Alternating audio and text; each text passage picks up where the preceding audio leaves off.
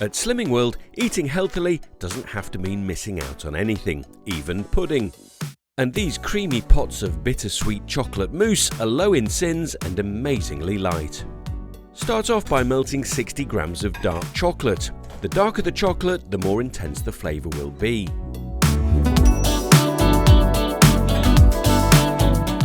Next, separate 3 eggs and whisk the yolks together with 1 tablespoon of sweetener, orange zest, a teaspoon of vanilla extract and the melted chocolate.